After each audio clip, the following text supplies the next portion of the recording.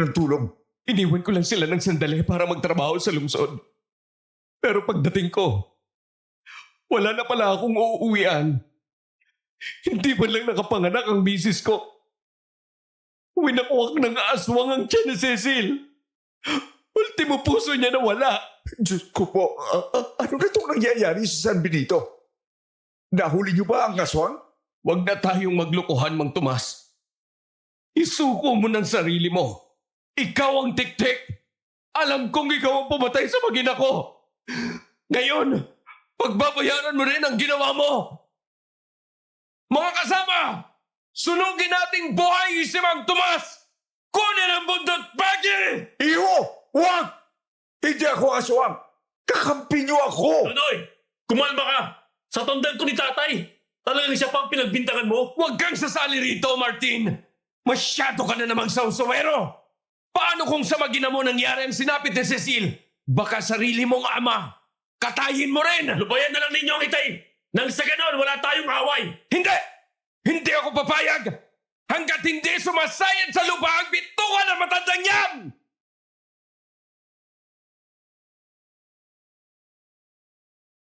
Yan mismo ang nadatnan ko sa unang araw namin ni Martin, Papis. Ang matandang lalaki na hinahabol ng halos 100 mga tao. Siya si Mang Tomas, ang biyenan ko. Buntis ako ngayon at 2 buwan na lang malapit na akong manganak. Abot langit ang naramdaman kong kaba sa mga naririnig ko mula sa loob ng bahay. Wala akong ibang magawa kundi hawakan ng tiyan ko na halos pumutok na sa laki. Kung hindi lang kami napilitang lumipat dahil sa bagong trabaho ni Martin, edi sana komportable ako sa lungsod. Hindi ko yata kakayanin kung sa akin nangyari ang nasabing trahedya. Ako nga po pala si Clara at ito ang kwento ko tungkol sa kumukulong langis dito sa Capiz.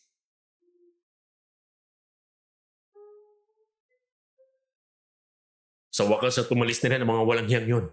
Talagang pinaglalaroan pa nila si tatay. Sa lahat ng pwedeng mapagbintangan, ang pinakamabait pang kakilala ko, ang pinagbuntulan nila. Kumalma ka na, mahal. Baka tumaas ang alta presyon mo. Mahirap pa naman ang mga doktor dito. Pasensya na pero hindi ko kasi maiwasang hindi magalit dahil sa mga sinabi nila kay tatay kanina. Isang napakalaking kasalanan sa Diyos ang pumatay. At iniisip nilang ang palasimbang si Mang Tomas ay isang tik-tik. Di na bago yan, Iho. Noong panahon ko nga na pagbintangan din akong kabunan dahil sa inggit ng mga katrabaho ko. Hindi nila matanggap na mas mabilis ako magtrabaho kaysa sa kanila. Naghanap sila ng pwedeng dahilan para mapalis ako sa pinapasukan ko. Yun na nga mismo tatay. Siguro may naiinggit din sa kanya kaya ganito. Pero masama pa rin ang loob ko sa kanila. Sana kainin nilang lahat ang mga nasabing bintang kanina. Mamaya na yan, mahal. Kailangan mo pang magbihis. Ngayon ang unang pasok mo sa trabaho, di ba? Ay, oo nga pala. Pero kumain ka muna. Hindi pwedeng walang laman ng tiyan mo. Ikaw din. Baka magutom ka. Tapos mamiss mo ang luto ko. Mahal, kailangan ko nang umalis. Baka malita ko sa unang araw ko. Mahirap na mapag-initan ni Bossing. Nang bawasan din ang ipon natin, baka kulangin tayo sa panganganak mo. Ang dami mong sinabi. Pumili ka. Kakain ka o kaluluwa mo na lang makakarating sa trabaho. Madali akong kausap, Martin. Eto na po, kakain na. Kung ako sa iyo, Iho, susunod na labang ako. Mahirap ng kalaban ng buntis. Baka bumusangot ang bata sa loob ng tiyan niya. Tatang naman dapat di na kita sinama dito. E di sino magbabantay sa akin? Aswang o multo? O baka gusto mong sumunod na rin ako sa lola mo? Di ka naman mabiro, tata. Siyempre, kaya kita sinama dito para may magbabantay kay Jacob Jr. kapag lumabas na siya. Ikaw talaga. Ginawa mo pa akong babysitter ng anak mo. Tingnan natin kung hindi yan sumuko sa akin. Baka siya ang kusang umayaw.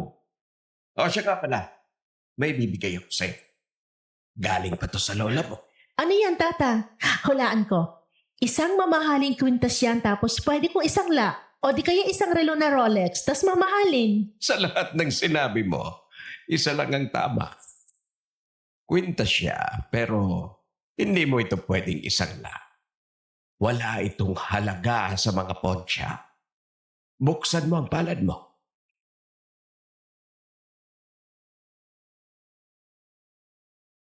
Nilapag niya ang isang kwintas na may maliit na bote.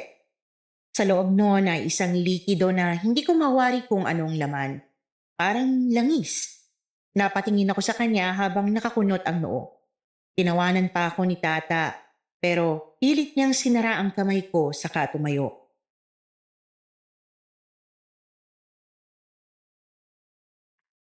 Yan ang ginagamit ng asawa ko noon para masigurado niyang hindi ako aswang. Kumukulo ang laman niyang langis kapag may kakaibang nilalang sa paligid mo. Pangontra din po ba ito? Hindi po. Ang silbi niya lang ay tutulungan kang tukuyin kung sino ang aswang at hindi. Mukhang kakailanganin natin yan dito sa Kapis. Bago mo ako sinama rito, pinaalalahanan ako ng mga kakilala ko sa lungsod na taga rito sa Kapis. Bukod sa talamak ang halangang mga bituka rito, may mga nilalang daw na hindi pwedeng pagkatiwalaan. Kinakabahala ko ang kalagayan ko. Kung totoo nga may tiktik na pumapatay dito, nanganganib ka po. Huwag naman ho sana maging totoo. Mukhang mabait naman po ang tatay ng asawa ko. Pero mag-iingat ka pa rin sa kanya. Lalo na kapag mag-isa lang kayo. Mahirap nang magsisi sa huli. Naintindihan ko po, Tata. Pero paano si Martin? Hindi kaya magalit siya kung sakaling layuan ko si Tay Tomas? Yan ang dapat ninyong pag-usapan bilang mag-asawa. Alam ko mahirap, pero para rin ito sa kalagayan ng anak mo. Ikaw din. Unang junior book pa naman yan. Baka nagkamali lang ang mga tao. Bigyan din natin ng pagkakataon si Tatay Tomas. Mahirap na mahusga. Hindi pa natin siya kilala tapos naniniwala na kaagad tayo sa mga bintang. May punto ka, Iha. Pero aminin mo, mas gwapo ako kaysa kay Tomas.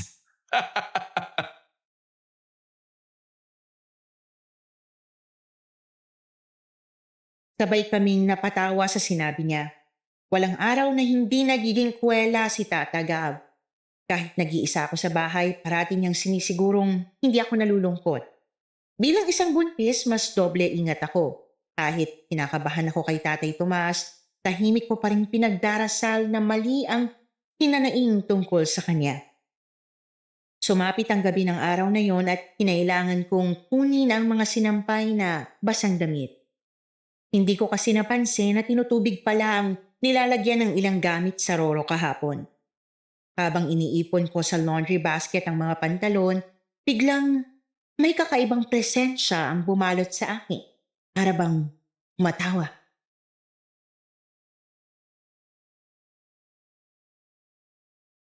Iya? Anong ginagawa mo sa labas? Gabi-gabi na, pero wala ka pa rin sa loob. Alam mo ba kung gaano kadelikado rito? Tatay Tomas, pasensya na po. Kinukuha ko lang po mga sinampay. Baka kasi mag-amoy kulo. Hindi mo dapat ginagawa yan, Iya. Lalo na't buntis ka. Dapat nagpapahinga ka na. Opo, pero saglit na lang po ito. Kayo rin po dapat nasa loob na.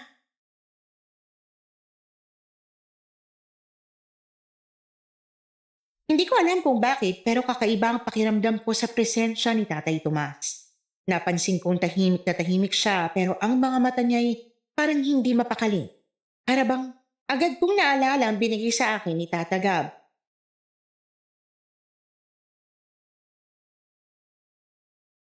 O siya tatay, tapos na po ako dito. Saglit, Pasok Iya. na po ako. Saglit. Umiiwas ka ba sa akin? Mukhang aligaga ka at nagmamadali.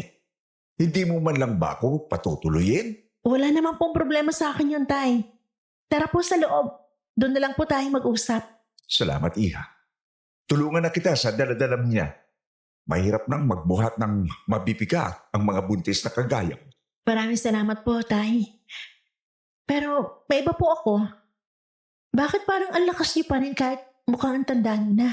Iyan ang isang sikretong hindi ko pwedeng ibunyak. O siya, saan mo nilalagay?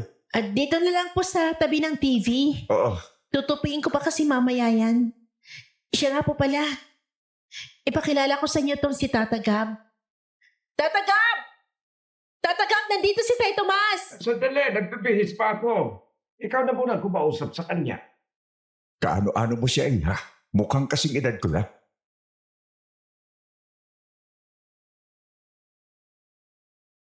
Bago pa ako makasagot sa tanong niya, biglang nagawi ang mata ko sa kwintas na langis sa may mesa. Kumunot ang noo ko ng unti-unti itong kumulo.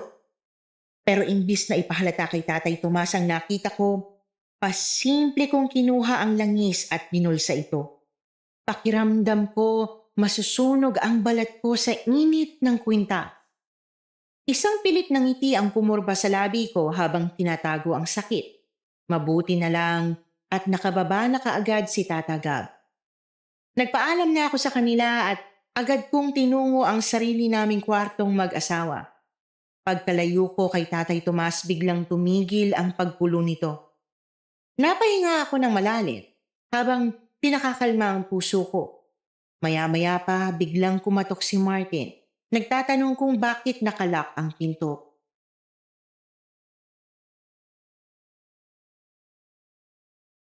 Mahal, bakit naman nakasarado ang pinto? Ayos ka lang ba? Oo, mahal. Ba't naman hindi ako magiging okay, di ba? Halika, pasok ka. Ano yung hawak mo? Gamot ba yan? Ilang beses ko na bang sinabi sa'yo na hindi ka pwedeng uminom basta-basta ng mga ganyan habang buntis ka? Paano na lang ang bata mong dinadala? Hindi ko kayang maisa peligro kayong dalawa. Hindi naman to gamot, mahal. Isa pa, bigay to ni Tata Gab para matulungan akong tukuyin kung sino ang aswang at hindi. Ayan na naman tayo sa mga aswang-aswang na yan. May stress ka lang sa kakaisip ng mga ganyan. Hindi sila totoo. Pero paano mo ipaliliwanag ang paggulo ng langis kanina kay Tay Tomas? Hindi ako mambibintang na walang pruweba. Kilala mo ako, Martin. Sinasabi mo bang aswang si tatay? Diyos ko, Clara. Hindi ko akalain pareho kanila. Talagang mas naniniwala ka sa ganyan kaysa sa akin. Sa tingin mo ba, mabubuhay ako ngayon kung aswang si tatay? Pero paano ang langis? Kumulo talaga siya, kuminit pa. Clara, ayoko nang paulit-ulit tayo. Ito na ang huling beses na babanggitin mo yan tungkol kay tatay. Sa oras na hindi ka makinig, baka mas malala pa rito magiging away natin. Naiintindihan ko, mahal. Pasensya na.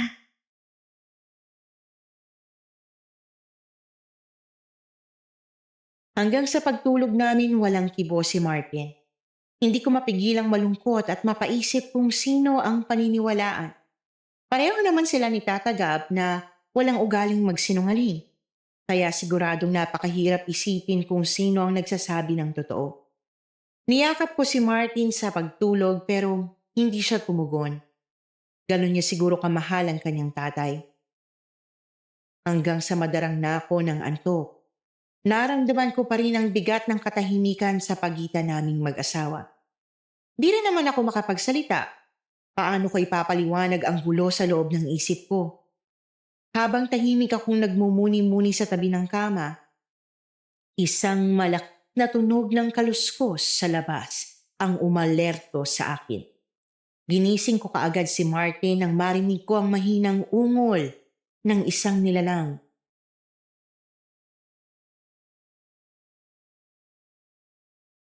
Mahal, gising. Mukhang may ligaw na aso sa labas. Ha? Ano namang gagawin ng aso rito?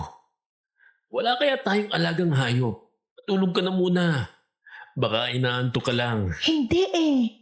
Sigurado ako hindi tunog ng normal na aso yun. Kakaisip mo yan tungkol sa mga aswang kaya ganyan. Huwag kang lalabas para tingnan. Baka umalis lang din yan. Ba't ba ayaw mong maniwala sa akin? Kung ayaw mong tingnan, ako na lang sisilip sa bintana. Ang tigis talaga ng ulo mo kahit kailan, mahal. Sige na nga, titingnan ko na. Diyan ka lang, huwag kang susunod. Baka mapaano pa kayo ni baby.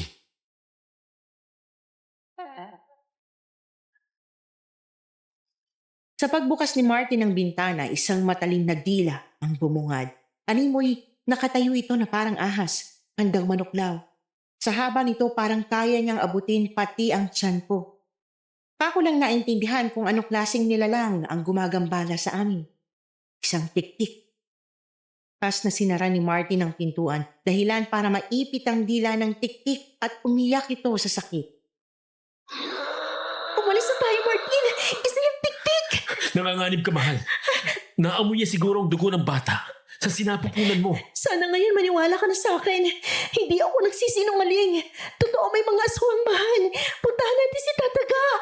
Laking kapis ako at alam ko yan. Pero kung patuloy mong igigiit na si tatay ang aswang, patuloy lang tayo mag-aaway, mahal. Sana maintindihan mo rin na masakit yun para sa akin bilang isang anak. Pasensya na mahal, hindi na mauulit. Mag-iingat na ako sa pananalita ko simula ngayon.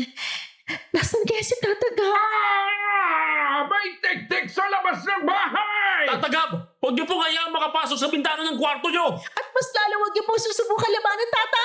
Mas malakas yun sa inyo! Kayang-kaya ko ito! Hayaan ninyong ipabalas ko sa aswang na to ang kakayahan ko sa karate! Tatagab! Bumalik kayo rito!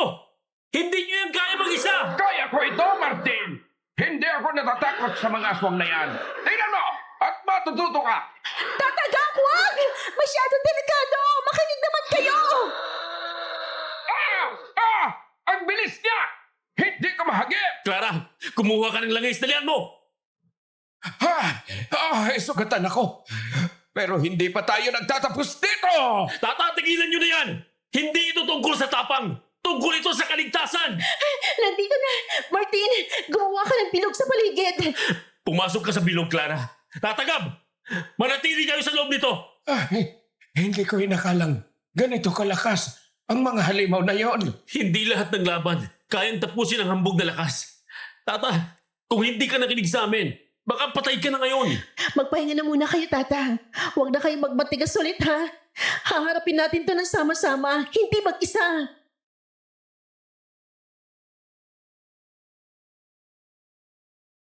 Mabuti na lang at kaunting galos lang ang napala ni Tata Gab. Kung di ba naman kasi matigas ang ulo niya, edi sana ligtas siya ngayon. Balisa kaming tatlo na natulog at kahit si Martin ay hindi makapaniwala sa kanyang nakita. Inantok naman kami pero sa kaunting oras lang. Kabukasan naisipan kong maghanap ng kumadrona.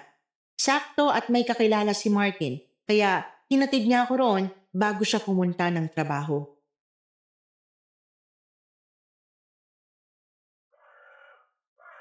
Tao po! Tao po! Dito po ba nakatira si Ali Remedios? Dito nga, iha. Anong kailangan mo sa akin? Ang laki-laki na ng tiyan mo. Nabanggit ka na nga pala sa akin ang asawa mong si Martin. Ikaw si Clara, hindi ba? Halika, iha. Umupo ka dyan sa bangkong may unan.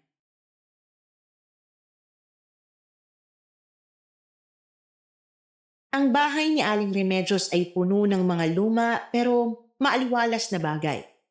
Paso ng damong nakatirik sa bintana, larawan ng mahal na birhen sa dingding, at isang maliit na altar na may bulaklak at kandilang patong-patong. Pero sa kabila ng kanyang ngiti, ramdam ko ang kakbang presensya.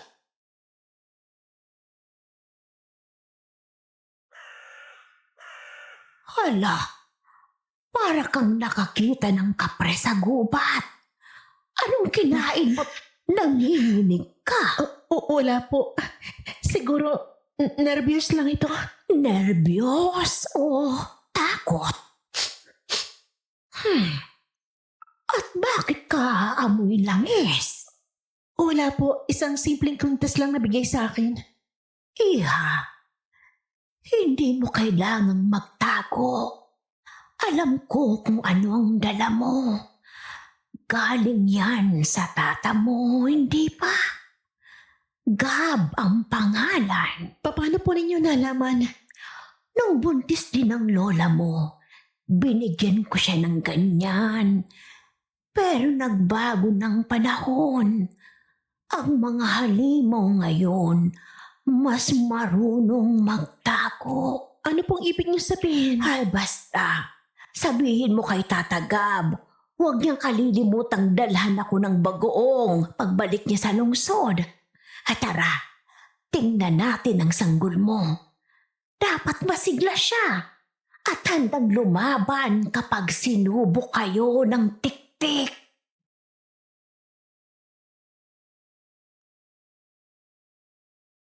Sa mga sinabi niyang yon para akong kinain ng lamig.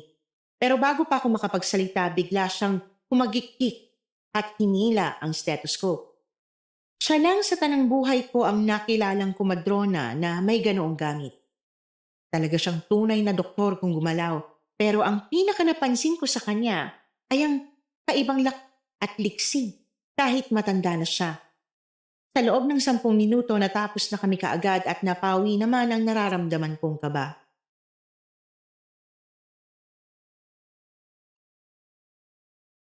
Birador lang, iha.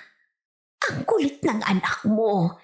Para siyang nagtitiktok sa loob ng tiyan mo. Sana nga po normal lang siya. Oo, Clara. Sana nga. Pero, bakit naman hindi, iha? May ininom ka ba o di kaya'y kinain na bawal sa'yo? May epilepsy po kasi ako noon. Kinatatakot kong baka mamana ng bata ang problema kong sakit. Mahirap na pong pati siya mahirapan dahil sa akin. Huwag kang mag-alala, iha. Magiging maayos din ang lahat. Tutulungan ko ang batang gumaling kung sakaling may epilepsy nga siya. Marunong po kayong gumamot? Hindi ba halata, iha, sa mga gamit ko sa bahay? Bata pa lang ako, tinuruan na ako ni tatay kung paano manggamot. Bukod sa pagpapaanak, ito rin ang kinabubuhay ko. Wow! Mukhang marami po kayong pinagkakaabalahan. Hindi po ba kayo napapagod? Sa awa ng Diyos, matikas pa rin naman ako hanggang ngayon. Walang sakit at kayang magpagaling ng iba. Siguro, sugo niya po talaga kayo para tumulong sa kapwa. Siya nga po pala, kailangan ko nang umalis. Magkano po ang check-up? Ay nakong bata ka. Huwag mo nang bayaran. Ako, nakakaya naman po. Pero salamat dahil ipandadagdag ko na lang ito sa ipon naming mag-asawa. Walang anuman, iha. O siya, mauna ka na dahil baka may ibang lakad ka pa. Opo, Aling Remedios. Maraming salamat po ulit.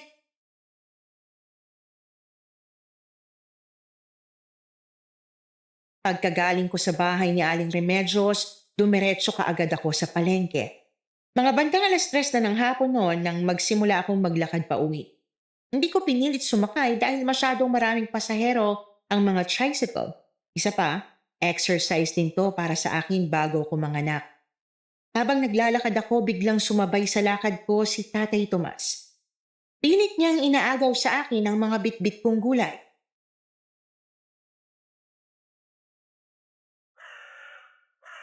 Iya, akin na yung daladala mo.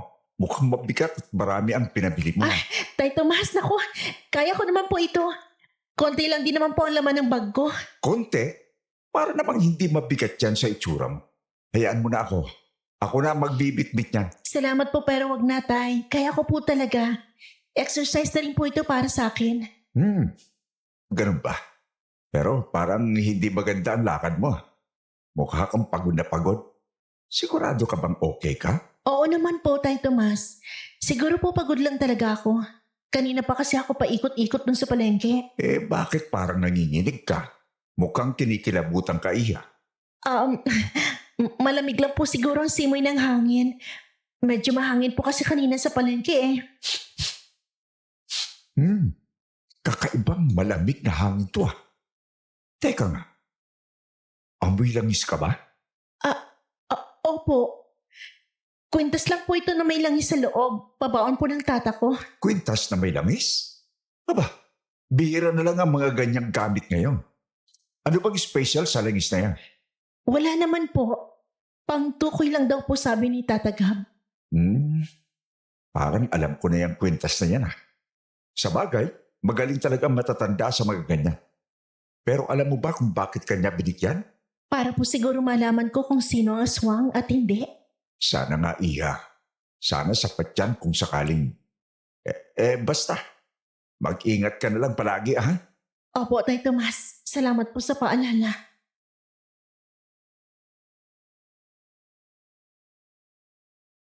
Sinikap kong gawing normal ang boses ko. Kahit na parang gusto nang tumakbo ng mga paa ko. Habang unti-unting bumababa ang araw, sumasabay rin ng pagkulo ng langis sa maliit na bote.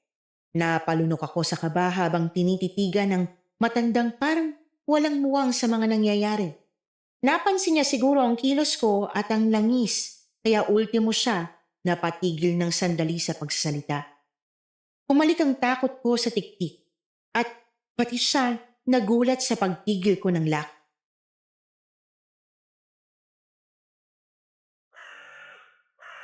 Iya? Bakit parang bigla kang natulala? May nakita ka ba? Oh, wala po, Tay Tomas. Nagulat lang po ako sa sinag ng araw. Medyo masakit sa mata. Sigurado ka bang okay ka? Parang hindi maganda ang pakiramdam ko. Mukhang kailangan ko rin na mauna. Opo, Tay Tomas. Huwag po kayong mag-alala. Mauna na po kayo. Kaya ko po ang daan pa uwi. Kung ganon, mauna na nga ako. Pero Clara, huwag kang dadaan sa madilim na bahagi ng kalsada ha. At dumiretso ka kagad sa bahay niyo. Opo, Tay Tomas. Salamat po ulit.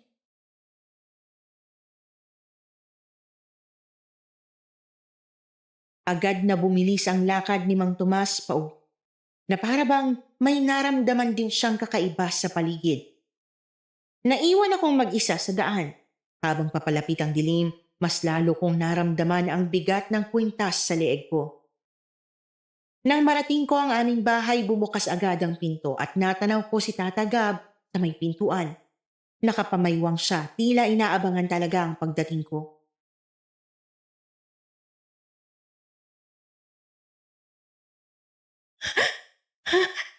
Clara, ano nangyari? Bakit parang takot na takot ka? Tata, ang langis kumulo na naman. At parang may kakaibang presensya sa akin ni Tay Tomas. Sa oras na dumilim, bigla siya nagpaalam na aalis. Tama ang hinala ko. Halika, pumasok ka agad. Kailan pa nagsimula to? Kahapon pa po, Tata. Habang kumukuha ako ng sinampay, kumulo ng langis pagdating ni Tay Tomas. Sabi ni Aling Remedios, may mga halimaw daw na mas marunong magtago ngayon. Totoo po ba yun? Totoo, Clara. At ang kwintas na yan ay nagbibigay ng babala kapag may malapit na masamang nilalang. Ano pong ibig sabihin nito, Tata? May tiktik po bang sumusunod sa akin? Malalaman natin. Pero huwag kang matakot. Hanggat suot mo ang kwintas na ito at nandito ka sa bahay, ipagdarasal nating walang makakapasok na masama.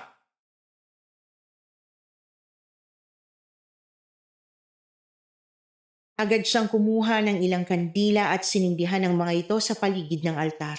Pinasok niya rin ang ilang damo mula sa isang supot at inilagay ito sa gilid ng pinto. Habang ginagawa niya ito, ramdam ko ang lumalalang tensyon sa hangin. Hindi ko mawari kung paano ko sasabihin kay Martin ang nangyayari. Magkaaway lang kami. Naupo ako sa isang sulok ng sala. Pilit pinapakalma ang sarili habang pinapanood si Tata Gab na abala sa pag-aayos ng kanyang mga proteksyon. Sa isip ko, paulit-ulit ang tanong na paano ko ipapaliwanag ito kay Martin. Lagi niyang sinasabi na huwag akong magpapadala sa kwento ng matatanda pero iba ang sinabi ni Aling Remedios sa akin. Naputo lang iniisip ko nang marinig kong bumukas ang pintuan. Pumasok si Martin. May dala pang plastic bag ng pinamili mula sa bayan.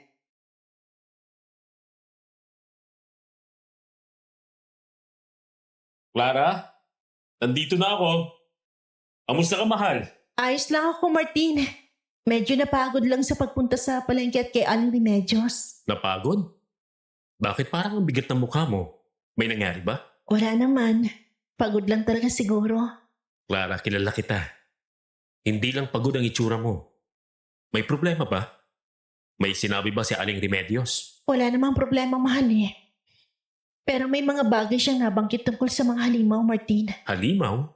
Si Aling Remedios kahit magaling na hilot, mahilig din magkwento ng kung ano-ano. Hindi lahat ng kwento, Martin, ay gawa-gawa lamang. May mga bagay na hindi kayang ipaliwanag ng siyensya. Tata, mahal ko si Clara. Pero hindi ba't mas mabuting huwag siyang takutin? Mas lalo siyang nai-stress dahil sa mga ganyang kwento. Tama nang nakakita tayo ng tiktik kagabi. Ipagdasal na lang nating huwag nang babalik ang nilalang na yon. Martin, hindi ito tungkol sa pananakot. Sabi ni Aling Remedios, ang mga halimaw ngayon mas marunong magtago. Paano kung totoong sinasabi niya? Clara, ilang beses ko bang sasabihin na hindi natin kailangan magpadala sa mga ganyan?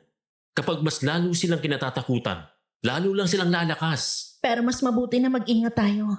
Hindi lang to para sa akin. Para din sa anak natin. Kung ganon, anong gusto mong gawin ko? Makinig ka sa akin, mahal. Kailangan natin magdoble ingat. Nakasakupan na ni Tata Gabang Tiktik. Sa tingin ko, tama na yung para matakot tayo. Nakita ko kung gaano kalakas ang nilalang na yun. Anumang oras, makakaya niya tayong pasukin at patayin. Walang puso mga kagaya nila. Kasalanan kong lahat ng to. Kung hindi ako nagpasilaw sa pera, hindi sana komportable tayo sa Maynila. Ito sigurong dahilan kung bakit mataas ang sweldo rito sa San Benito. Dahil sa tiktik, nagsialisa ng mga empleyado. Wala kang kasalanan, mahal. Ginawa mo lang kung anong sa tingin mo ang tama. Isa pa, hindi ba't gusto mo rin tulungan si Tay Tomas? Oo, mahal. Salamat. Pero bilang isang lalaki, ako dapat ang promotekta sa inyo. Hayaan mo. Bukas na bukas, pupunta ako sa albularyo at bibili ng mga pangontra. Iyan ang Martin na kilala ko. Matapang at hindi basta-basta sumusuko. Buti naman ang tagkakaintindihan na kayong mag-asawa. Siya nga pala, may naglilibot dito at nag-aalok kung pwede raw ba tayong pumunta sa sayawan o di kaya sa perya. Piyesta ho ba rito? Ang sabi ng kapitano, gusto niyo bang pumunta? Siguradong marami namang tao roon at matatakot ang tiktik na gumambala. Ikaw ba, mahal? Kung gusto mo, pwede naman tayong tatlo na pumunta. Hindi kaya mas delikado kung gagala tayo ng gabi? Buntis pa naman ako at mainit ang dugo sa akin ng tiktik. Apo, mas delikado kung dito lang tayo. Nakita mo kung anong nangyari kagabi. Halos hindi ko kayanin ang lakas ng aswang na yon. Sa matao, hindi niya magagawang umalikit dahil takot sila sa atin kapag marami tayo. Kung ganun mas paiging ang pumunta tayo. Para naman hindi puro stress ang napapala natin dito sa San Benito. Mahirap nang kumulubot ang mukha ni Junior.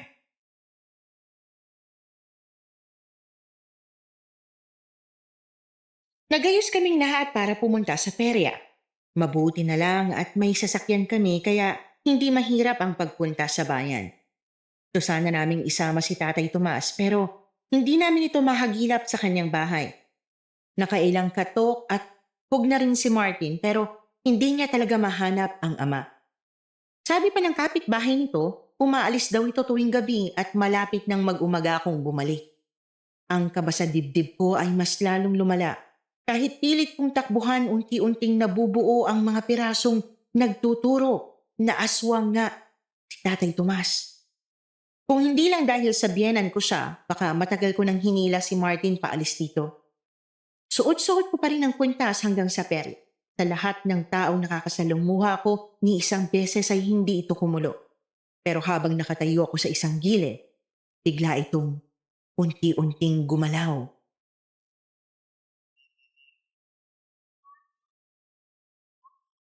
Nandito yata si Tay Tomas. Clara, Iya? Bakit nandito ka sa gilid at nagmumukmuk?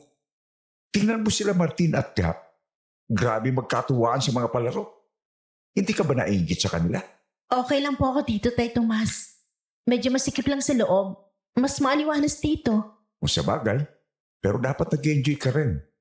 Lalo na't alam mo na, parating na yung anak mo. Opo. Iniisip ko nga po kung paano magiging maayos ang lahat. Ngayong may tiktik kami nakasagupa. Nako, huwag mo nang masyadong alalahanin yan. Sigurado ako magiging malusog at ligtas kayo ng apo ko. Opo, sana nga po. Clara, Apo, hinahanap ka ni Martin. Napansin kong hindi ka sumama sa amin. Tatagab, gusto ko lang po ng konting hangin. Pero okay lang po ako. Ayos ka nga ba talaga? Parang ang tahimik ninyo ni Tomas. Wala Gap, nag-uusap lang kami. Pinapayuhan ko lang ang manugang ko. Alam mo na, may panibagong responsibilidad na siya ngayon. Kumukulo ang langis, Clara. Sumama ka na sa akin. Siya, Tomas. Kailangan na naming umalis. Pupuntahan namin si Martin dahil itong si Clara ay mukhang pagod na. Teka Gap, umiiwas ba kayo sa akin? Nakalata kong parang ayaw niyo na akong makita o makausap. Si Martin lang ang nangangahas na makisalamuha sa akin. Pati kayo rin ba? Iniisip niyong aswang ako? Paanong hindi ka namin paghihinala? Kumukulo ang langis tuwing malapit ka kay Clara. Kung gusto mong makalapit sa apo ko, magsabi ka muna ng totoo, Tomas. Tara na, Clara.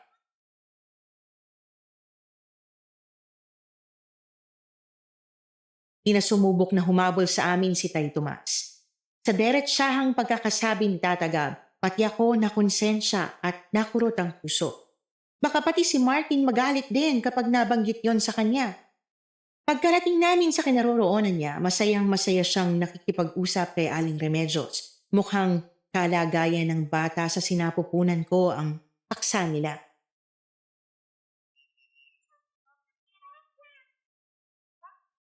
Napakalusog ng magiging anak ninyo. Nakakatuwa naman at magaling kang mag-alaga, Martin. Wala ho yun, Aling Remedios. Mabait naman kasing may bahay itong si Clara. Hindi niya rin ako pinahihirapan.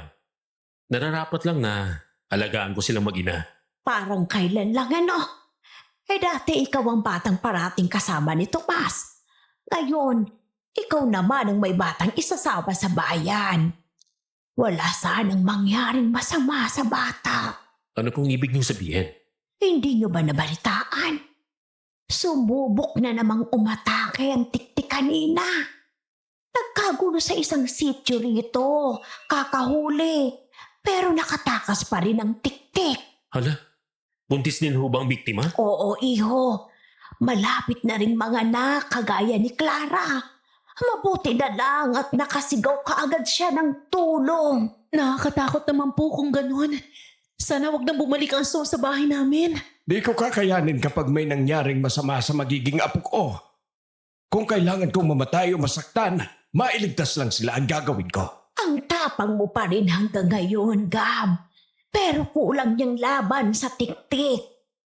Habang mas dumarami ang pinagtatangkaan niya, mas lalo siyang lumalakas. Kulang palang pag-iingat kung ganun. Kailangan na naming matutong lumaban. Ayoko mamatay ng dilat ang mata. Naiintindihan ko, mahal. Ako nang bahala. Wala lang masamang nilalang pang makakalapit sa inyong mag-ina ko. O siya, mauna na ako. Kakausapin ko pa si Tomas tungkol sa hiniram niya sa akin pera.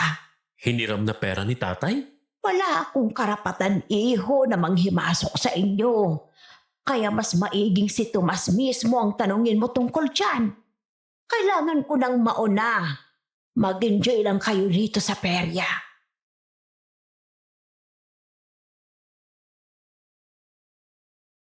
Buong gabing nakakunot ang noo ni Martin pagkarinig lang ng sinabi ni Aling Remedios. Hindi rin siya makausap ng maayos at panay lingon-lingon lang sa mga dumaraang tao. Hinihintay niya atang matsyempohan si Tay Tomas. Nang mapagod na siyang mag-antay sa perya, napagpasyahan naming dumiretso na lang sa bahay ni tatay. Alak niya yatang kausapin ito tungkol sa perang sinasabi ni Aling Remedios. Pagkarating namin, galit na kumatok kaagad si Martin. Bumungad naman ang pagod na kanyang ama.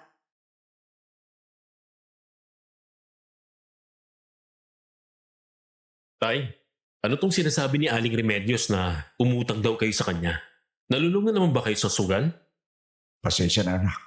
Nalulungkot na naman kasi ako. Kaya bumalik ako sa pasugaran. Naubos lahat ng pera ko at nabaong pa ako sa utang.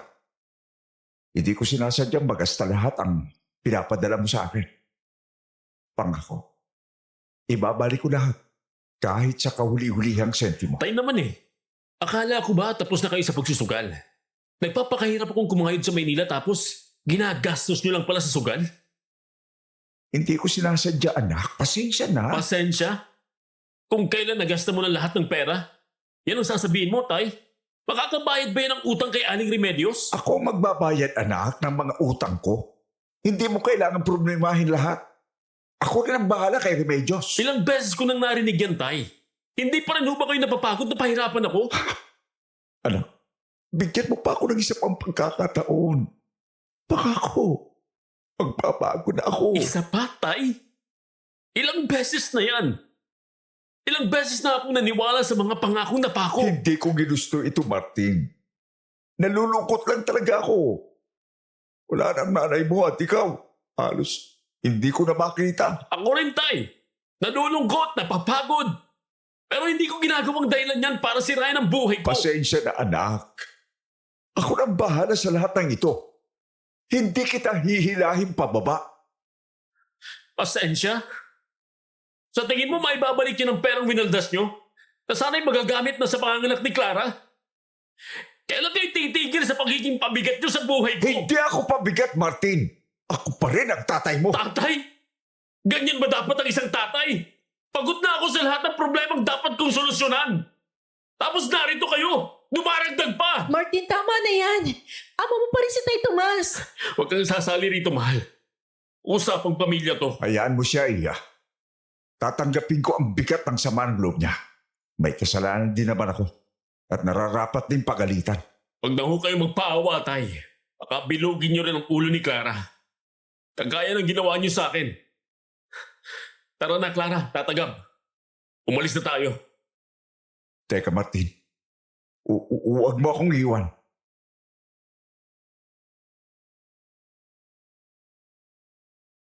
Kaming lahat ng tahimik. Ni isa sa amin wala yatang balak umimik dahil sa bigat ng nangyari. Kahit ako, hindi alam kung anong dapat maging reaksyon sa ginawa ni Tay Tomas.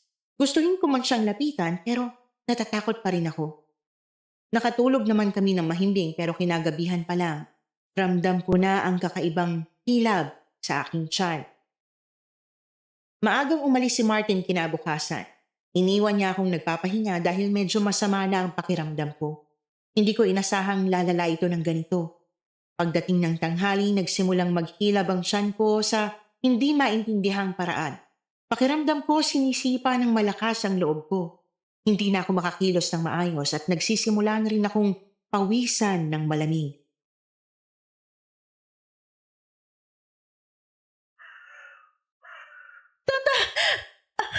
Tatawagan mo si Martin. Masakit na masakit ang tiyan ko. Tata! Ay, naku, Clara. Hintay ka lang, apo. Tatawagin ko siya ngayon din.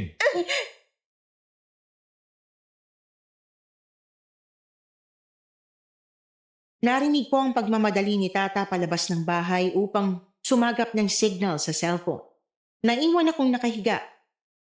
Init na habol ang hininga habang pinapahid ang pawis sa noo ko. Maya-maya narinig ko ang yabag nila sa labas. Iniwan yata ni Martin ang kanyang trabaho, mapuntahan lang ako. Tapos madapa siya kakatakbo papunta sa loob ng kwarto.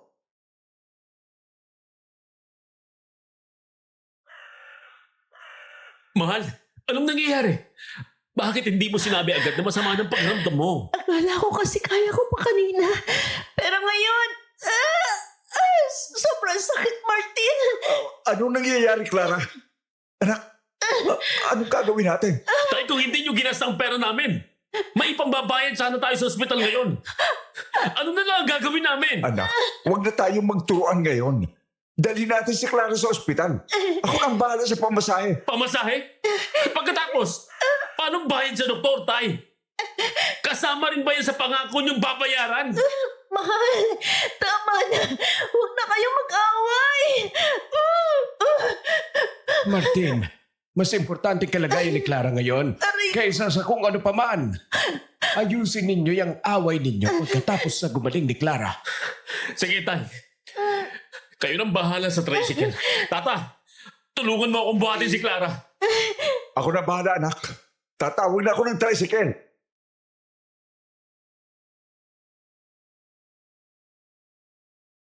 Habang buhat-buhat ako ni Martin papunta sa labas, naramdaman ko ang panginginig ng kanyang mga kamay. Puno siya ng takot at pangamba. Pero sa likod ng lahat ng yun, ramdam ko ang pagmamahal niya.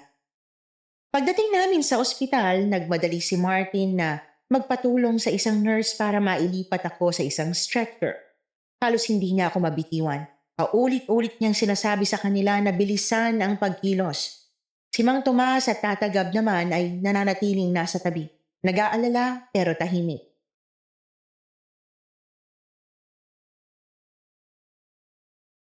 Mrs. Clara, ayon sa mga inisyal na resulta ng iyong tests, wala kami nakikitang indikasyon ng kahit anong sakit o komplikasyon sa inyong katawan. Normal naman ang vital signs ninyo at wala rin kayong lagnat o impeksyon. Wala? Pero Dok, nakita niyo naman kanina. Halos hindi siya makahinga sa sakit. Paano nangyari yun? Hindi kaya nagkamali kayo sa test? Naiintindihan ko ang inyong pag-aalala, mister. Pero sinuri namin siya ng mabuti. Posibleng ang naramdaman niya ay sanhi lamang ng stress o ibang bagay na hindi pisikal. Kung gusto ninyo, maaari namin i-refer si Mrs. sa ibang espesyalista para sa mas malalimang pagsusuri. Stress? Hindi ko alam kung anong iisipin. Pero talagang parang may sumisipa sa loob ko kanina. Hindi ito basta stress lang. Baka naman. Hindi lahat ng sakit na nararamdaman natin nagmumula sa katawan. May mga bagay na hindi kayang ipaliwanag ng medisina po. Anong ibig mong sabihin, Tata? Kung wala silang makita rito sa ospital, baka dapat nating subukan ng ibang paraan.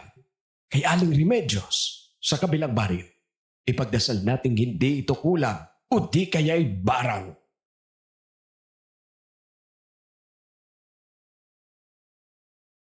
Walang pagdadalawang isip naming tinungo ang bahay ni Aling Remedios. Kahit sa biyahe, labis pa rin kong sumakit ang tiyan ko. Kaunti na lang at mapagkakamalan ko na itong labor. Pagdating pa lang namin, agad na sumalubong si Aling Remedios.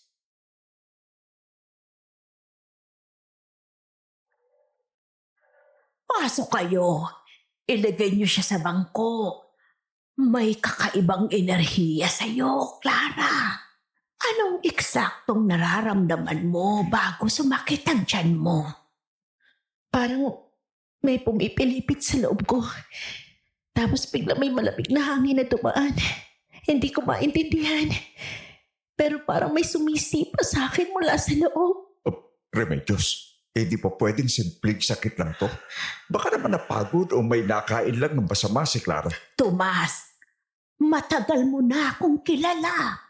Alam mong hindi ko hahaluan ng haka-haka ang ganito. May dala si Clara na hindi pangkaraniwan. Dala? Ano pong ibig niyong sabihin? Ang tiktik ay may kakayahang magdala ng sakit sa mga gusto nitong biktimahin. Sa tingin ko, si Clara ang pinag-iinitan niya ngayon. Kailangan nating agapan ito.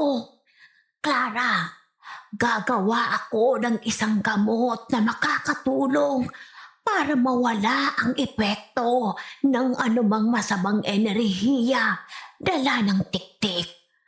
Pero may mga kailangan akong dapat ninyong kunin. Kahit ano, gagawin namin basta gumaling lang si Clara. Mangolekta kayo ng 3 bagay. Tubig mula sa ilog na dumadaloy sa silangan. Isang puting manok at dahon ng pandan.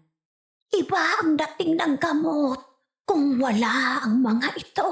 Ako nang bahala sa tubig sa ilog. Tatagap, tulungan mo si Martin sa paghahanap ng manok. Oh, alam ko kung saan tayo makakakuha ng mabilis.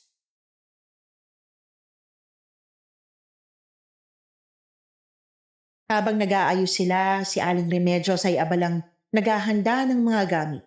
Dinampot niya ang isang maliit na mangkok na gawa sa kahoy at sinimulang maglatag ng mga halaman at pulbos na hindi ko kilala.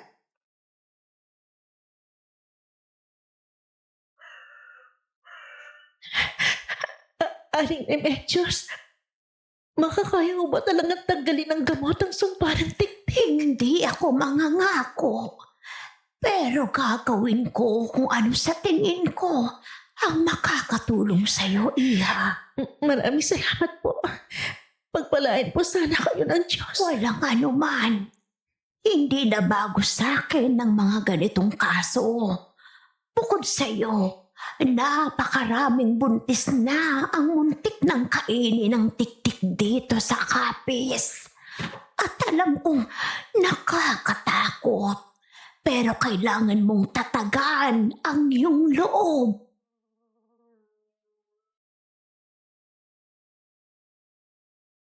Habang nagsasalita siya, bigla kong naalala ang kwintas ko. Nawawala ito at wala sa leeg ko. Pinapa ko na rin ang aking bulsa pero wala talaga. Napansin ni Aling Remedios ang pagiging aligaga ko at napatanong ito.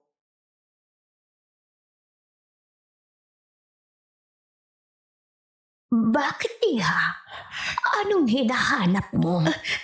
Ang kwintas ko po nawawala. Hindi ko alam kung nahulog ba o naiwan ko lang kung saan. Nako, yun ba? Nakita kong hinablot ni Martin sa liig mo habang inihihiga ka niya. Hindi mo na napansin dahil sa sobrang namimilipit ka sa sakit. Ba't niya naman po gagawin yun? Kaya nang hindi ko alam, Iha. Mas maiging pag-usapan niyo yan bilang mag-asawa.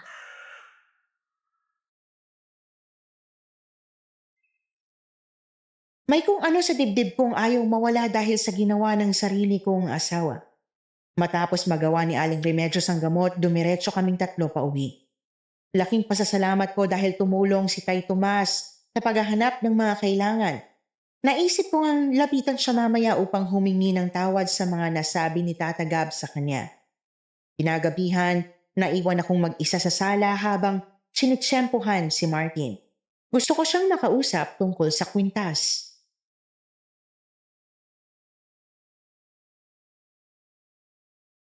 Martin, tapatin mo nga ako. Ikaw ba ang nagtanggal ng kwintas na langis sa leeg ko? Clara, huwag mo sana simulan mag-isip ng kung ano-ano. Alam mo namang, kapakanan mo lang din ang gusto ko. Sabihin mong totoo. Ikaw ba ang nagtanggal sa leeg ko? Sagutin mo ako, Martin. Oo, ako nga. Ba't mo yun nagawa, mahal? Nakakatulong sa akin yun. Clara, kumalma ka nga. Ginamot ka na ni Aling Remedios. Wala ka nang aalalahanin pa. Yang nararamdaman mo ngayon, sa tingin ko, kaka-overthink mo lang yan. Masyado ka nang dumepende sa kwintas na yun. Parati mo lang naiisip na si Tatay Tomas ang tik-tik. Kaya minabuti kong alisin na yun. Napapraning ka na dahil doon, Clara. Napapraning. Huwag mo akong paginalaan na baliw, Martin. Alam mo na malakas akong kutuban. Malakas ang intuition ko. Wala kang pruweba na si Tatay Tomas ang nagbigay sa'yo ng sumpa. Huwag mong ibintang sa tatay ko ang nararamdaman mo ngayon kung wala ka namang konkretong ebidensya na siya nga ang tik-tik. Nakita mo na ba siyang nag-iba ng anyo? Hindi. O, tignan mo. Kaya huwag mo siyang paginalaan ng basta-basta na lang. Mahal ko, simula pa lang nung sanggol ako hanggang sa ngayon na malaki na ako. Ni isang sandali, hindi ko naramdaman na aswang ang tatay ko. Bakit ko siya paghihinalaan ngayon? E di sana, sa akin nalipat ang bato, hindi ba? Pero hindi. Walang ganong naganap na pangyayari. Alam kong nararamdaman ko, Martin. Hindi lang ito matinding hinala at pagkabahala. Meron talagang kahina-hinala kay tatay. Wala, Clara. Nasa isip mo lang ang lahat ng...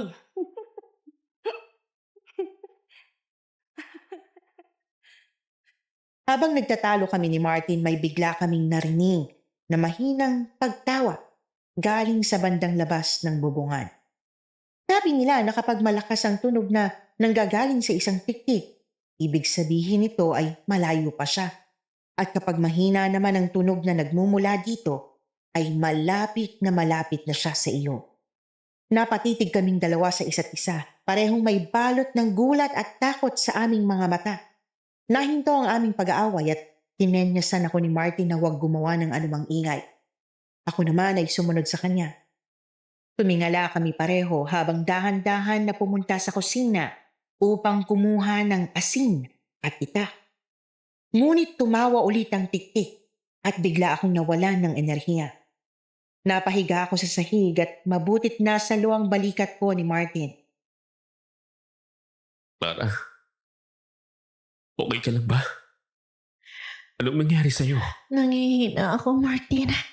Parang mawawalan na ako ng manay. Baka nakulangan ka ng tubig sa katawan. Saglit lang. At ikukuha kita sa may kusina. Anong ingay? Tay! Tatagab! Tulong! Clara! Martin! Nandito na siya. Nandito na ang tiktik! Nasaan si Tatay Tomas? Iho, hindi ko alam kung nasaan siya. Sinabi niya lang na may kukunin siya sa labas ng bahay. Matapos nun, bigla ko na rin narinig ang mahinang tunog ng tawa ng isang tiktik. Clara, ibig ba sabihin nito ay... Kakasabi mo lang sa akin na huwag paghinalaan ng tatay mo. Pero Clara, iba na to. Parang napapaisip na rin ako na ito nga ay isang posibilidad. Patawad, mahal ko. Hindi kita kaagad pinaniwalaan. Ilang beses mo na sa akin to sinabi. Sadyang matigas lang ang ulo ko. Martin, mahal. Alam ko mahirap maniwalaan ang kutob ko. At marahil tatay mo siya. At lumaki ka ng kapiling niya kaya ayaw mo maniwala. Naiintindihan ko ang pinanggagalingan mo. Mahal mo pa rin ba ako, Clara? Ngayong naalaman na natin na may lahi akong aswang? Patawad, Clara. Hindi ko sinasadya na mangyari ito sa buhay mo. Patawad. Martin, kahit saan ka pa galing, mamahalin at mamahalin pa rin kita.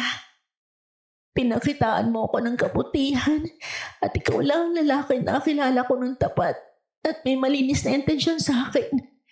Kaya nagustuhan kita kaagad noon. Hindi mo pinagdamot ang sarili mo sa akin. Kahit sinabi ko na wala kang pag-asa sa umpisa, hindi mo ako sinukuan. Lalo na tuwing ako ay nagkakaproblema. Parating mo akong tinutulungan at inaalala ang aking kapakanan. Dahil dyan, Martin, hindi rin kita susukuan. Pagsubok natin itong magkatuwang at sabay natin itong haharapin. Clara, mahal na mahal kita. Tapos na ba kayong dalawa magdrama? Kung tapos na, pwede bang tulungan ninyo kung patayin ang halimaw na nakakapit sa bubungan natin? Handa ka na bang harapin si Tay Tomas, mahal ko? Kung meron pa siyang katiting na ulirat at makakausap pa siya habang nasa ibang anyo, pakikinggan ko ang kanyang rason. Pero pag kinain na siya ng katauhan niyang halimaw at wala nang natirang katiting na tao sa kanya, kailangan ko na kayong protektahan. Siya man ang naging parte ng buong pagkatao ko simula noon. Ngunit ngayon, ikaw ng buong mundo ko, Clara. Ikaw ng pamilya ko. Kayo na magiging anak ko. O siya, tara na Martin. Niga ako ni Martin sa may kama. Sa kwarto ni Tata Gab. Mas malapit yun sa sala kaysa sa aming sariling kwarto. Mababantayan nila ako ng mas masinsinan doon. Pinalibutan nila ng asin ang dulo ng sahig sa bawat kanto. Matapos ay nagsabit sila ng bawang sa 4 na poste ng higaan kung saan ako nakahiga. At binalik sa akin ni Martin ang kwintas na langis ngunit binawasan niya ito ng laman. Heto, Clara. Para magsilbing hudyat. Kung sakaling malapit na sa iyo ang tiktik. Pero huwag ka mag-alala. Poprotektahan ka namin ni Tata Gab. Hanggang sa huli naming hininga. Mag-iingat ka, Martin. Ayoko mga anak nang walang amang mag-aalaga kay Jacob. Salamat sa paalala. Huwag kang mag-alala. Kaya ko to. At kailangan ko tong harapin. Tatay ko ang may kagagawa ng lahat ng kababalaghang nangyayari dito sa ating sitio. Marapat lamang na ako magwakas ng kabulastugan na ginawa niya sa lahat ng tao rito. Martin, heto ang buntot pagi. Salamat, Tata Gab. Handa ka na ba, iho? Ni minsan hindi ko inisip na lalabanan ko ang sarili kong ama. Ngunit haharapin ko siya ng buong tapang. Yan ang Martin na kilala ko. Tara, iho. Sa likuran ko siya aabangan. At ikaw naman, sa harapang pinto. Clara! Clara, anong problema? Paano? Noong napatingin ako sa itaas, natanaw ko mula sa kwarto ni Tata Gab ang mahaba na tila ng tiktik sa may uwang ng bintana sa may sala. Sumasayaw-sayaw itong pumasok sa uwang habang may nakakakilabot na mga ang sumisingit sa pagitan ng mga bintana.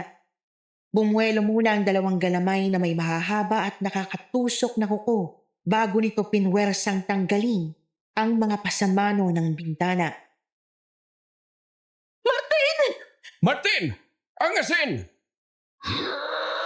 Isinaboy ni Martin ang isang baso ng asin gamit ang kanyang kamao sa direksyon ng tiktik. Biglang nalusaw ang balat nito sa kamay at umusok-usok na parang nasusunog. Tumini ang tiktik ng nakababasag na tunog kaya't nagtakip ako ng 2 tainga habang nakita kong sumukot ang mga mukha ni Martin at Tata Gab. Tinanggal ng tiktik ang pagkakakapit nito sa bintana. Natahimik ito bigla at tila umalis. Tama ang ginawa mo, Martin. Mukhang takot na siyang pumasok sa bahay. Dahil handa tayo sa laban sa kanya. Siguro nga. Pero Tata Gab, ibang kutob ko. Parang may mali akong pakiramdam sa mga pangyayari ngayon. Paano mo naman sabi, iho? Nasulyapan ko ng bahagyang itsura ng tiktik. Hindi ko mamukhaan si tatay sa kanya. Ibang-ibang hubog at itsura niya kay Tatay Tomas. Ganun ba? Hindi pa natatapos sa pagsasalita si Tata Gab nang biglang may mahabang bilang pumulupot sa pulsuhan ni Martin. Hindi pala natapos ang pag-atake sa amin ng mapilit na tiktik nung sinabuyan siya ng aking asawa. Umpisa pa lang yon ng kanyang pagtatangka sa buhay ko. Hinigpitan ng tiktik ang kapit sa pulsuhan ni Martin hanggang sa mabitiwan niya ang buntot pagi. Bitiwan mo ako! Hindi ako sasama sa'yo! Tatagab! Ang itak! Kumapit ka lang, Martin. Susubukan kong tantarin ang nakakasuklam niyang dila. Kaya!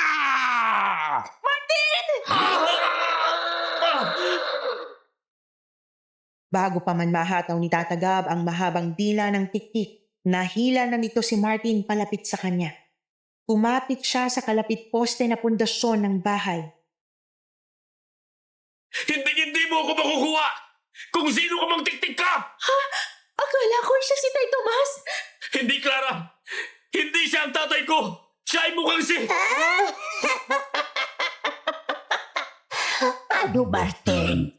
Nagulat ka ba sa totoong anyo ko? Aling Remedios! Ako nga ito. Ako ang titik ng sityo na ito. Bakit mo ito nagawa sa aming lahat, Aling Remedios? Ba't mo kami niliglang lahat? Simple lang sagot yan, iha. Ako'y gutom na gutom. Nung bata pa lang ako, ay pinagkanta na ako ng tadhana. Ginawa na ako ng kalikasan na ganito. Isang aswang. Sa tingin niyo ba na binigyan ako ng tadhanang makapili ng aking kapalaran? Masyadong mapait ang pinaranas niya sa akin. Bata pa lang ako, gusto ko nang pumawala sa magulang ko dahil alam ko, ako ang pagsasalinan nila ng bato. Tumakas ako sa gubat at nagtago sa bundok. Ngunit nahanap pa rin nila ako. Doon na nila ako sinalina ng bato at tuluyan akong naging tiktik. Noon ay pinilit kong hindi kumain ng laman loob ng mga bata. Tinimpi ko, tiniis ko, minahal ko pa nga ang mga tao. Ngunit hindi pala nila ako mahal. Tuwing malalaman nila ang tunay kong pagkatao, kaya hindi ko na tinakasan ang tawag ng laman sa akin. Kailangan kong mabuhay at yan ang naputok sa akin na mamasukang pumadrona. Mabilis lang ang buhay ng tao at saka dumarami-rami na kayo rito sa mundo at sinisira ang natural naming tirahan. Tama lang na mabawas-bawasan kayo rito dahil paninira lamang ang tanging yung alam, mga hunghang. Nagkakamali po kayo, Aling Remedios. Kahit sabihin na natin may kasamaan ng mundo dahil sa gawain ng mga tao, may pag-asa pa rin ang aming lahi na magbago tuwing may sinisilang kada henerasyon. Parati may pag-asa sa puso namin. Naggagawa ng tama mga kabataang sinisilang sa mundo. Tama si Clara Remedios. Huwag mong gawing dahilan ng pagpatay sa mga inosenteng bata. Kailangan ka naming patayin dahil banta ang mga katulad mo sa buhay. Ang sakit sa ulo! Itigil mo na yung pagsumpong mo, Aling Remedios! Ang dami niyong sinabi. Isa lang naman ang inyong pinupunto. At dahil dyan, papatayin ko kayo lahat dito! Lahat! Inisa-isa kami ni Aling Remedios na labanan. Inuna niya si Tata Gab. Siya ang may hawak ng itak. Ngunit dahil mas malakas si Aling Remedios bilang tiktik, hindi na nakaporma ng maayos si Tata. Bigla na lamang siyang inihagi sa dingding ni Aling Remedios gamit ang kanyang nakakakilabot na kamay na may matatalas na kuko.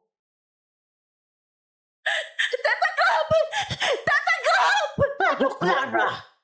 Akala ko ba ay malakas pa ang iyong tata? Kayo talagang mga tao. Masyado kayong matapang. Wala naman kayong binatbat.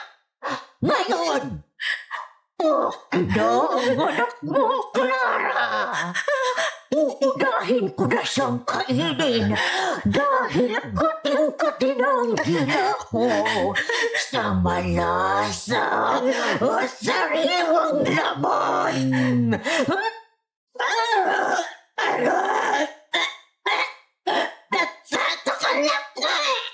Hindi kita hayaan, Remedios!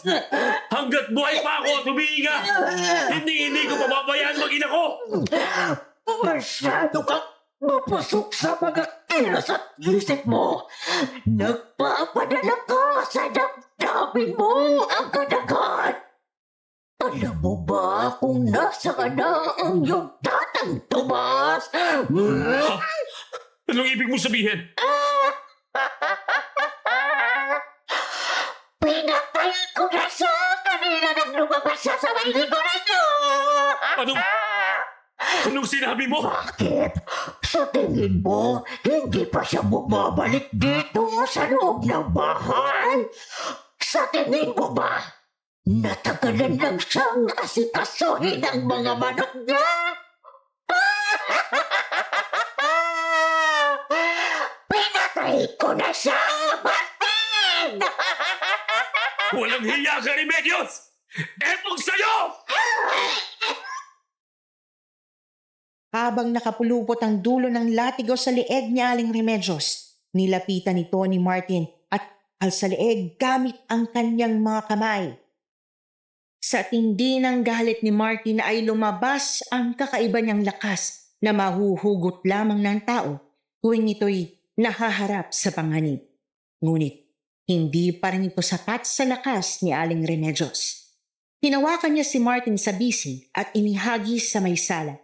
Nahulog ito sa sahig at nawala ng malay.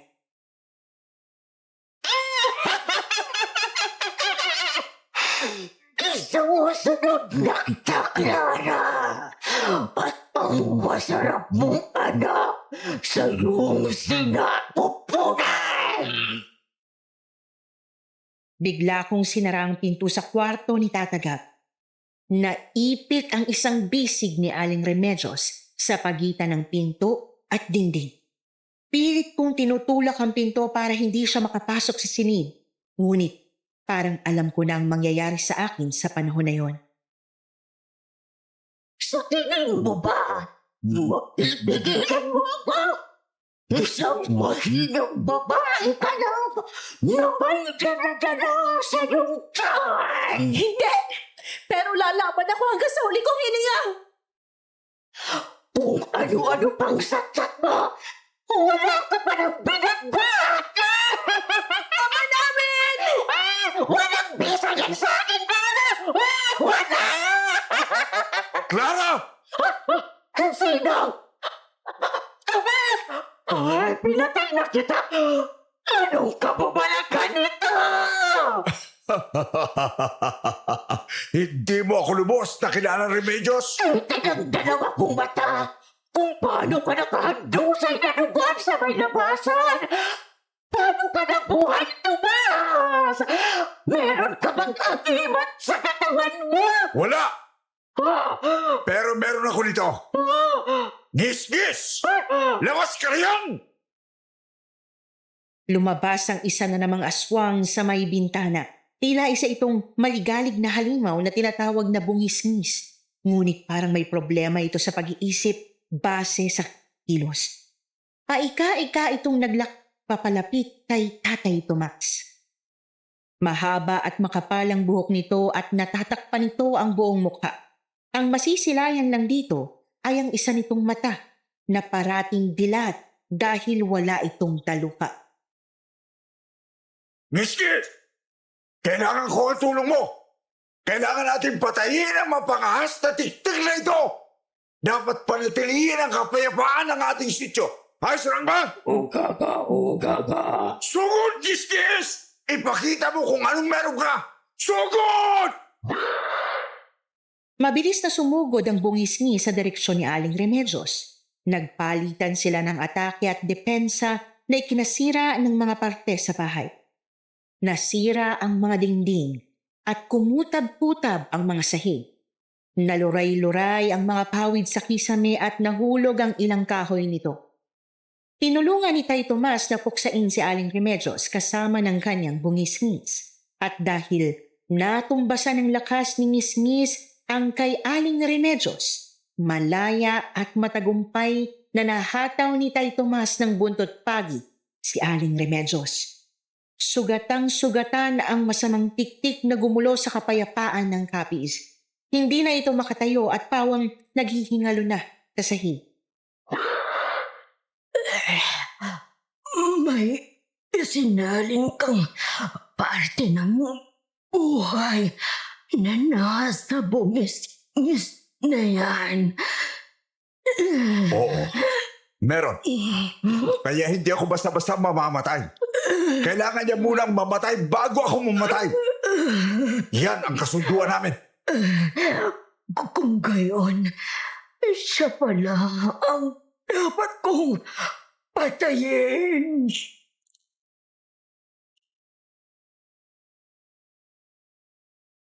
Sa isang iglap, tinusok ni Aling Remedios ang puso ni Ngis-Ngis gamit ang dulo ng kanyang dila. Kaagad naman si Ngis-Ngis binawian ng buhay. Namatay na si Aling Remedios dala ng kanyang mga malalalim na sugat. Napahilata naman si Tay Tomas dahil hindi pa lubusang naghilom ang kanyang sugat sa bituka. Lumapit ako sa tabi niya at sinaluko ang likod at ulo niya sa aking mga bisi.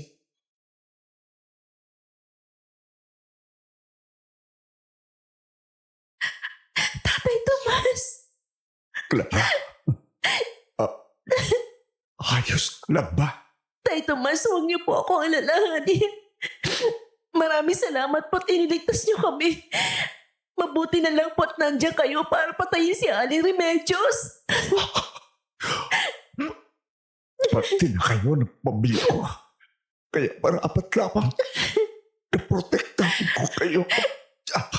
Humihingi po ako ng tawad dahil pinagbintangan po kita na ikaw ang pumapatay ng tik-tik dito sa baryo natin. Wala yung Clara. Ako ang dapat tumingin ng tawad. At inilihim ko sa inyo si Ngis-Ngis. Matagal ko nang natagpuan si Ngis-Ngis sa may sapa malapit sa bahay na to. Nakita ko siyang duguan at naghihingalo. Noong mga panahon yun, tuliro ang aking isipan. Hindi ako makakain at makatulog dahil namatay ang nanay ni Martin. Naawa siguro ako kay Ngis-Ngis kaya binigyan ko siya ng isa pang pagkakataong mabuhay sa mundong ito. At hindi ako nagsisi sa naging desisyon ko. Kahit ipagtamuyan ako ng mga tao rito. Siya rin ang dahilan kung bakit kumukulo ang langis tuwing gabi. Parati kong kasama si Ngis-Ngis kapag sumasapit na ang takip silim.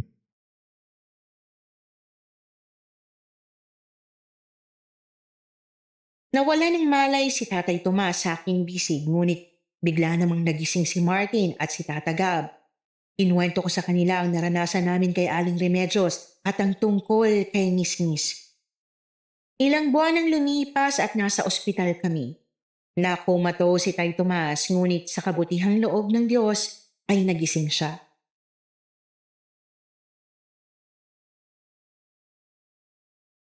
Oh, mahal ko. Nag-abala ka pa talaga. Napakalaking bukay naman yung hawak mo. Para ba yan kay Tay Tomas? Hindi ito para sa kanya. Para kanino yan? Para sa ito, mahal ko.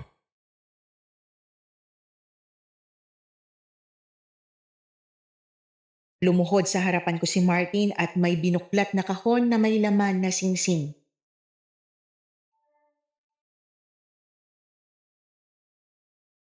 Clara, alam kong sa West pa lang tayo nagpakasal. Pero gusto kitang bigyan ng sagradong seremonya para na rin mabasbasan ang ating pagsasama at ang ating anak. Kaya heto ako. Humihiling muli sa'yo na tanggapin mo ang alok kong kasal. Will you marry me, Clara?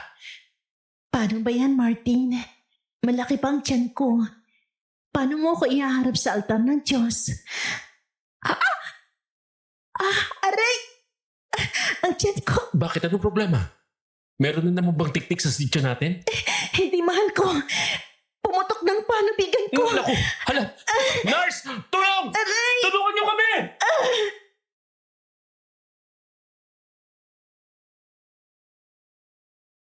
At dito nagtapos ang aking kwentong aswang.